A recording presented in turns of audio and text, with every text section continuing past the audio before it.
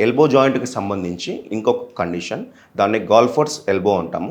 Golf ప్లేయర్లో కానీ లేదు అంటే ఎక్కువగా ప్రెషర్ అప్లై చేసి వెయిట్స్ లిఫ్ట్ చేయడం కానీ అట్లాంటి క్లయింట్స్కి ఇట్లాంటి ప్రాబ్లం అనేది ఫేస్ చేస్తూ ఉంటారు. అది ఏంటంటే గోల్ఫర్స్ ఎల్బో అనేది మీడియల్ ఎపికాండిలైటిస్ అంటాము. అంటే ఈ సైడ్ లోపల ఏంటంటే మనకు కొంచెం ప్రాబ్లం తోటి ఏంటంటే స్వెల్లింగ్ వస్తూ ఉంటుంది, పెయిన్ వస్తూ ఉంటుంది, బరువు లిఫ్ట్ చేయడంలో ఇబ్బంది అవుతుంది, డిఫికల్టీ ఉంటుందండి. సో దానికి మనం ఏం చేయాలి, ఎటువంటి జాగ్రత్తలు తీసుకోవాలి అనేది ఈరోజు మనం డిస్కస్ చేద్దాం. అందరికీ నమస్తే, welcome to Shri Vashishtha physiotherapy clinic YouTube channel.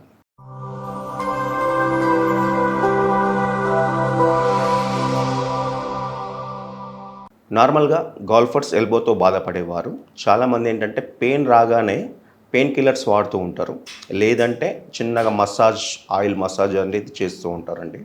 లేదు అంటే ఏంటంటే రెస్ట్ తీసుకుంటూ ఉంటారు.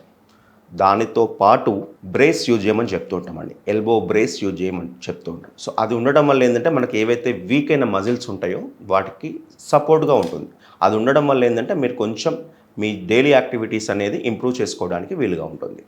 మెయిన్గా ఈ కండిషన్స్ లోపల పెయిన్ ఉంటుంది, స్వెల్లింగ్ ఉంటుంది, వెయిట్స్ లిఫ్ట్ చేయడంలో డిఫికల్టీ ఉంటుంది. దీన్నే గోల్ఫర్స్ ఎల్బో అని అంటుంది. గోల్ఫర్స్ ఎల్బోతో బాధపడుతున్నారా? ఈ సింపుల్ ఎక్సర్సైజ్ మీకోసమే. గోల్ఫర్స్ ఎల్బో అంటే మనకు మీడియల్ సైడ్ వచ్చే ప్రాబ్లం అండి. సో దీంట్లో మొదటి ఎక్సర్సైజ్ ఏంటి అంటే జెంటిల్గా ఐస్ అనేది అప్లై చేస్తూ ఉండండి. నెంబర్ 1, ఒక 5 to 10 minutes morning and evening. Second exercise ఏంటంటే సింపుల్ మసాజ్ టెక్నిక్స్. స్క్వీజ్ చేయండి, రోల్ చేయండి, clock wise, anti clock wise. అలా ఒక 5 నుంచి 10 సార్లు ఉదయం మరియు సాయంత్రం చేస్తూ ఉంటే ఏంటంటే మనకు టైట్ అయిన మజిల్ కాస్త ఫ్రీ అవుతుంది, సర్క్యులేషన్ అనేది ఇంప్రూవ్ అవుతుంది. ఎక్స్టెన్షన్ ప్రాబ్లం ఉన్నా, ఫ్లెక్షన్ ప్రాబ్లం ఉన్నా కూడా దాని నుంచి మనం బయటపడవచ్చు. థర్డ్ ఎక్సర్సైజ్ ఏంటి అంటే నార్మల్గా ఏదైనా వెయిట్ కానీ డంబల్ కానీ సహాయం తీసుకొని దాన్ని ఇలా ప్లేస్ చేసుకొని ఎల్బో జాయింట్ని స్ట్రైట్గా ఉంచి దీన్ని ఇలా ఒక 5 లేదా 10 సార్లు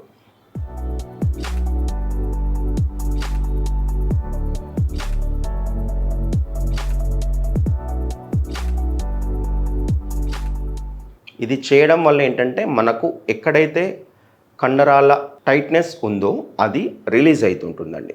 దాంతోపాటు మన బైసెప్స్ కావచ్చు, ట్రైసెప్స్ కావచ్చు, మజిల్ అనేది ఇంప్రూవ్ అవుతుంటుంది. దాంతో మన పెయిన్ అనేది తగ్గుముఖం పడుతుంది. ఇందులో భాగంగా చివరి ఎక్సర్సైజ్ ఎల్బోని స్ట్రైట్గా ఉంచేసి ఇంకో చేయి సహాయంతో స్ట్రెచ్ చేయండి. 5 లేదా 10 సెకండ్స్ హోల్డ్ చేయండి, దాని తర్వాత వదలండి.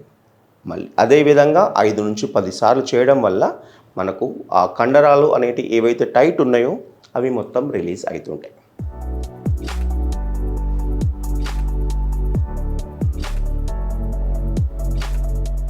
దీనితో పాటు ఇందాక మనం పోయినసారి వీడియోలో డిస్కస్ చేసినట్టు elbow flexion, elbow extension, supination, pronation, ఇటువంటి సింపుల్ ఎక్సర్సైజ్ కూడా మీరు చేసుకోవచ్చు.